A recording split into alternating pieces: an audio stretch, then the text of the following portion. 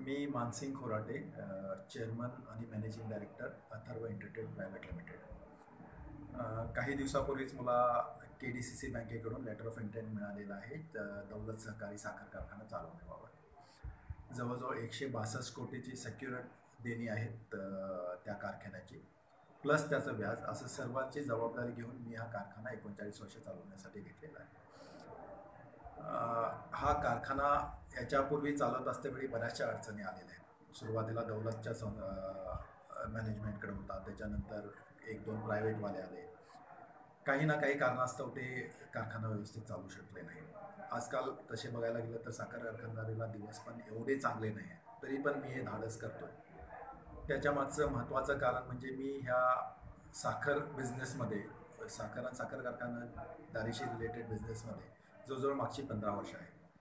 यामध्ये मी बरेचसे कारखाने जवळून बघितलेले आहेत. हां, हे खरं आहे की कोऑपरेटिव्ह कारखाने बरेचसे प्रॉब्लेम्समध्ये आहेत.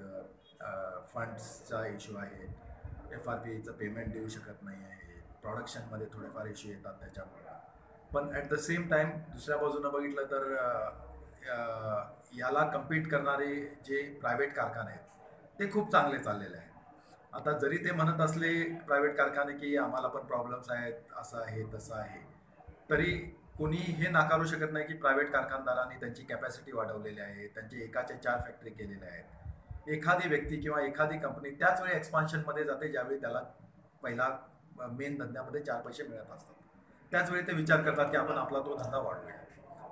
तर जर का धंदा आता प्रायव्हेट आणि कॉपरेटिव्ह याच्यामध्ये बरेचसे कॉपरेटिव्हला कंपल्शन्स असतात, प्रायव्हेट डिसिजन्स काही घेऊ शकतात, ते वन मॅन शो असतात. नफा नुकसानला ते प्रायव्हेटवाले स्वतः जबाबदार असतात, पण कॉपरेटिव्हवाल्यांना शेअर होल्डर्सना उत्तर द्यावं लागतं. त्याच्यामुळे थोडंसं डिसिजन मेकिंगमध्ये त्यांना जपून चालावं लागतं. तर ह्याचा फटका थोडाफार कॉपरेटिव्ह क्षेत्रावर पडतो, पण प्रायव्हेट क्षेत्र ॲट द सेम टाईम खूप चांगलं चालतं. जर जर का त्याप्रमाणे, जर का प्रायव्हेटच्या मॅनेजमेंटप्रमाणे जर का हा कारखाना चालवला तर 100% हा कारखाना पण प्रॉफिटमध्ये येऊ शकतो. त्याच्यामागचं सगळ्यात महत्त्वाचं कारण म्हणजे इथं अवेलेबल असलेला ऊस.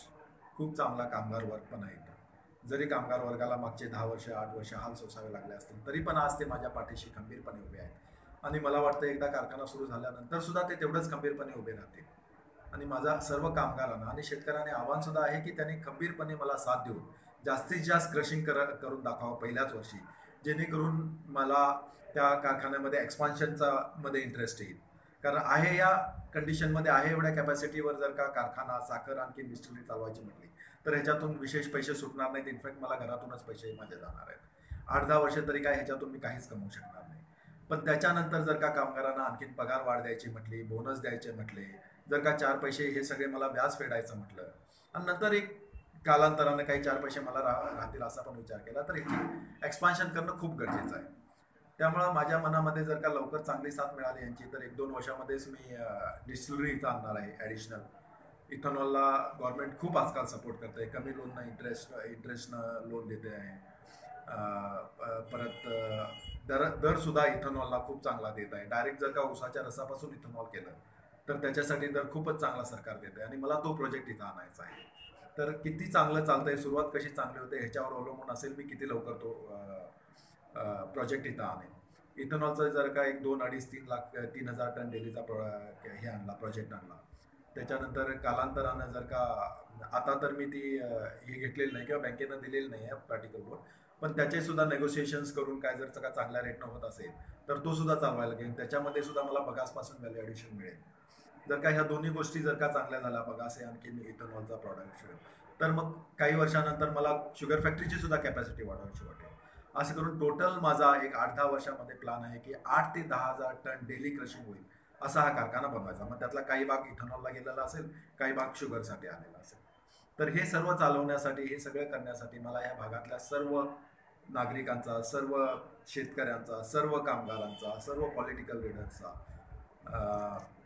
आणि इतर सर्व घटक जे ह्या कारखानदारीशी निगडीत असतात यांचा खूप खूप सहभाग लागणार आहे, सहकार्य लागणार आहे, जे मिळेल अशी मला खात्री आहे. आणि माझं हेच आव्हान आहे की तुम्ही लोकांनी ही अशीच माझ्याशी सहकार्य करून मला हा सहभाग असाच चालू ठेवावा, सहकार्य असंच चालू ठेवावं, जेणेकरून आम्ही दौलतला पुन्हा गतवैभव प्राप्त करून दौलतला पूर्वीसारखी दौलत करू शकतो. याकरता मला इव्हन मीडिया मध्ये चंदगड लाईव्ह न्यूजनी व इतर पत्रकारांनी सुद्धा चांगलं सहकार्य दिलेलं आहे आणि इन फ्युचरसुद्धा मला त्यांच्याकडून असंच सहकार्य लागेल, जेणेकरून आमच्या काही संकल्पना असतील ते इतर नागरिकांसमोर तालुक्यातल्या सर्व लोकांच्या समोर पोचतील.